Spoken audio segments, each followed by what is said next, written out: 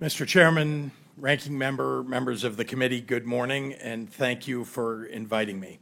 As governor of the great state of Illinois, I have seen firsthand how states have had to shoulder the consequences of a broken immigration system.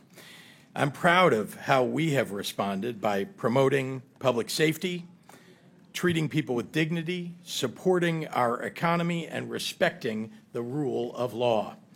Safe and compassionate immigration policies, I believe, are vital.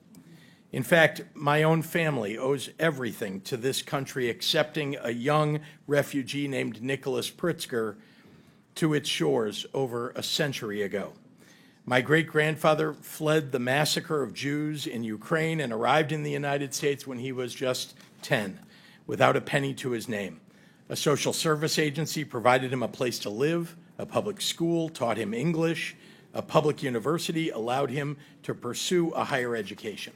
My father and grandfather both were naval officers and raised their families with a powerful sense of duty to community and patriotism to our country that still lives deep in my generation. Both were successful entrepreneurs. My family story is not unique. Today, Illinois is home to 1.9 million immigrants. Just like my great-grandfather, they are hardworking, raising families, and paying taxes. Our state and our country have been strengthened by people from across the globe seeking freedom, opportunity, and refuge here. Recently, children, pregnant women, and others fled poverty, violence, and persecution, seeking asylum at our border. Some border state politicians chose to treat them as political pawns, busing them to states like mine and dropping them off in the dead of night in the freezing cold. Illinois chose a different path. Faced with a humanitarian crisis, our state made sure children and families did not go hungry or freeze to death. By doing so, we helped to maintain safety and order in Chicago. As governor, one of my responsibilities is to keep the public safe. That is why I expanded our state police, banned assault weapons and ghost guns to take guns out of the hands of criminals, and invested more than ever before in violence prevention. As a result, violent crime is down in Illinois, and Chicago ended 2024 with its lowest homicide rate in 5 years. As I have consistently said, violent criminals have no place on our streets, and if they are undocumented, I want them out of Illinois and out of our country.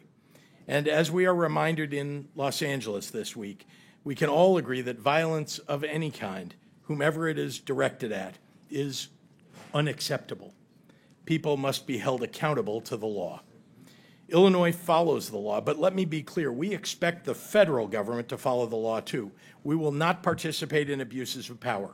We will not violate court orders. We will not ignore the Constitution. We will not defy the Supreme Court. We will not take away people's rights to peacefully protest. We also respect, and expect this administration to respect, the traditions and legal precedent that dictate how and when our National Guard and military are deployed. As governor, I've had to make the difficult decision to call the Illinois National Guard into service. I have always done it in partnership with my local governments and law enforcement, and with deep and abiding respect for the sacrifice I was asking of our volunteer armed forces.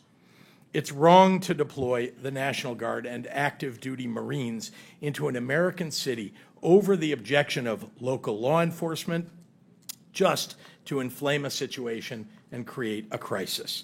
Just as it's wrong to tear children away from their homes and their mothers and fathers who have spent decades living and working in our communities, raising their families. Besides being a father and husband, the greatest honor of my life has been serving as governor. I believe with my whole heart that Illinois is the best place in the country to live, work, and to raise a family. Illinoisans take seriously their responsibility in upholding the most fundamental values of our nation, values like kindness, empathy, hard work, and fair play.